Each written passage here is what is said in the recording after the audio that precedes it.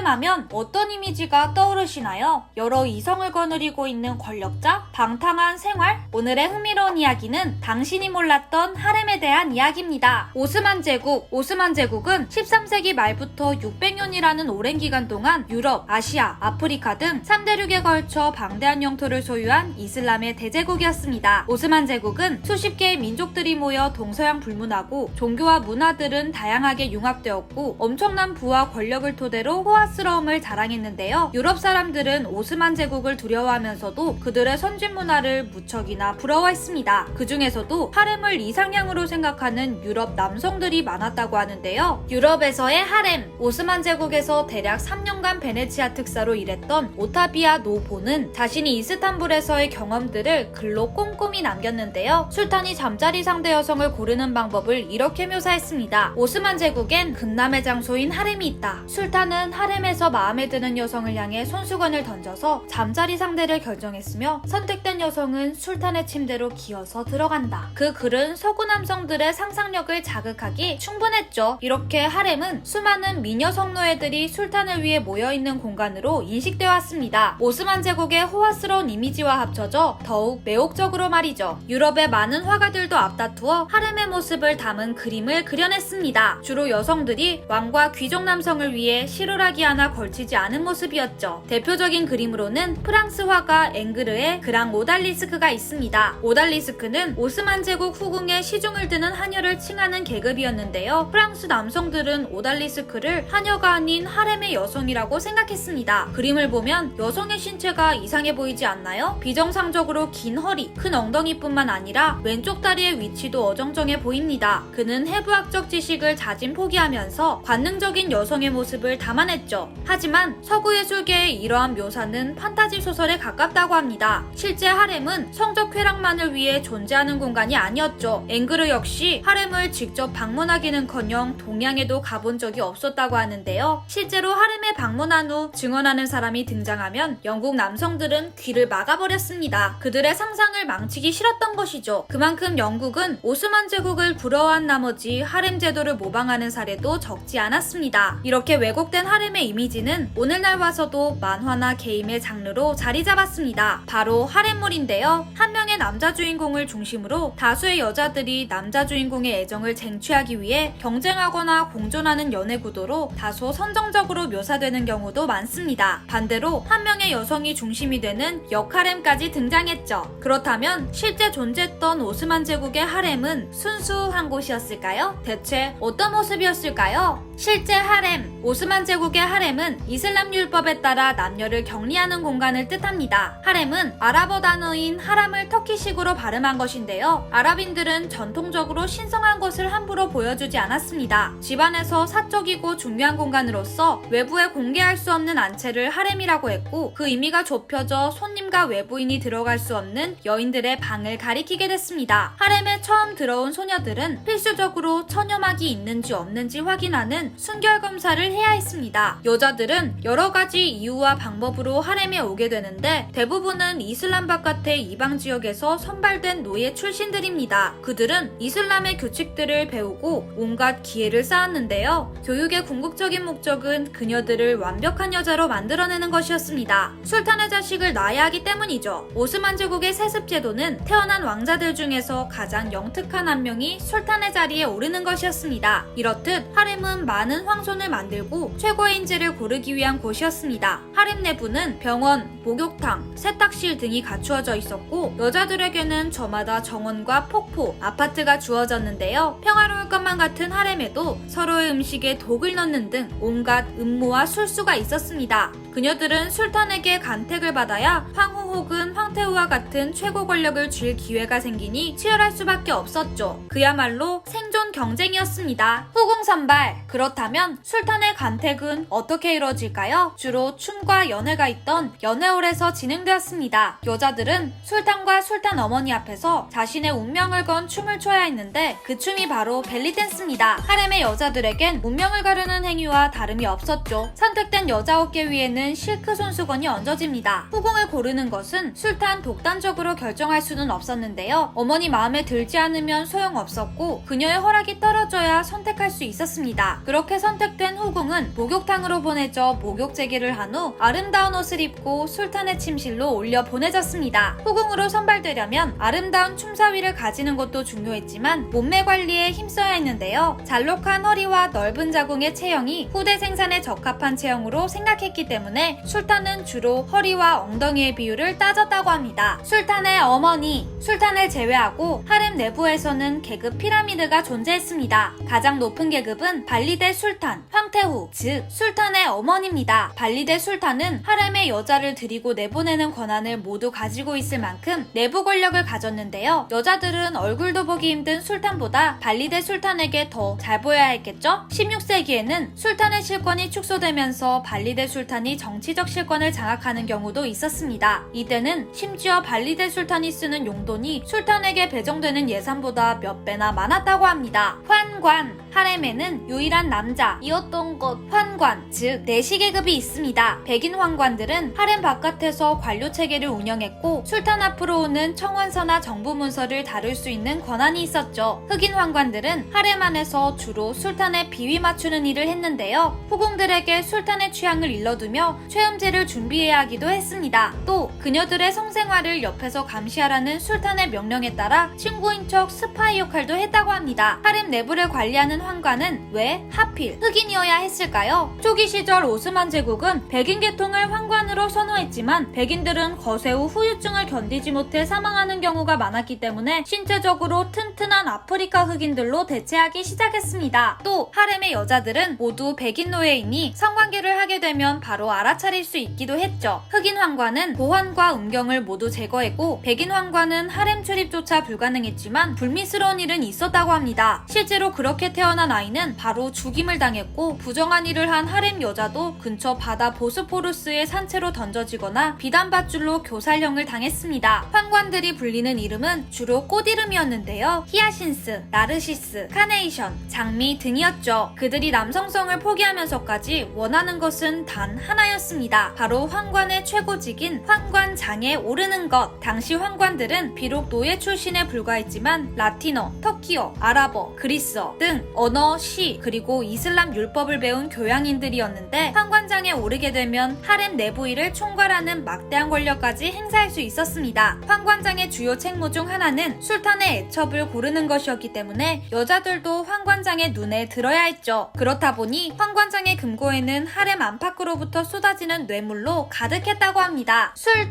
술탄의 자질을 갖춘 자가 후계자가 되면 배다른 자식들은 모두 몰살시켰습니다. 권력을 더욱 공고히 하기 위함이었는데요. 나중에 아흐메트 1세는 황휘쟁 탈전에서 탈락한 황자들을 죽이지 않고 세장이라고 불리는 장소에 가두었습니다. 세장에 갇힌 황자는 방 안에서 자유롭게 여자를 만날 수 있었지만 자식을 갖는 것은 금지되어 있었고 형제들에 의해 언제 죽을지 모르는 처지였죠. 한 일화로 쾌셈의 아들 이브라임은 세장 출신이었고 어려서부터 언제 살해당할지 모르는 공포감과 우울증에 시달리며 자랐는데요. 술탄이 된 후 어느 날 그는 이스탄불에서 가장 뚱뚱한 여인을 데려오라는 명령을 내립니다. 그 후로 이브라임은 130kg에 달하는 육중한 몸을 가진 여자에게 푹 빠져 다른 애첩들에게는 관심도 보이지 않았다고 합니다. 어머니 황태후로부터 받지 못한 모성애를 뚱뚱한 여인의 자궁에서 찾으려 한 것이죠. 사냥과 학문의 취미를 두는 술탄이 더 많았지만 방탕한 술탄도 있었습니다. 가장 대표적인 예로 셀림 2세가 있는데요. 셀림 2세의 별명은 주정뱅이였습니다. 그의 부친 술레이만은 오스만 제국을 정점에 올려놓았지만 아들은 아버지와 대조적이었죠. 앞에 나서서 전장을 주의할 줄도 몰랐던 셀림 2세가 무모한 해전을 벌였다가 전멸당하기도 했습니다. 결국 오스만 제국은 점차 쇠락의 길로 접어듭니다. 셀림 2세가 유일하게 잘할 수 있는 일은 하렘에서 애첩들과 놀며 술주정하는 것뿐이라고 해도 과언이 아닌데요. 결국 그는 하렘의 목욕탕에서 생을 마감합니다. 술에 취한 채 벌거벗은 여자들과 술래잡기 놀이를 하다가 대리석 바닥에 미끄러져 사망했죠. 오늘은 오스만 제국의 하렘의 이야기를 다루어 봤습니다. 흥미로우셨다면 구독과 좋아요 부탁드려요. 그럼 저는 다음에 더 흥미로운 이야기로 찾아뵐게요. 안녕!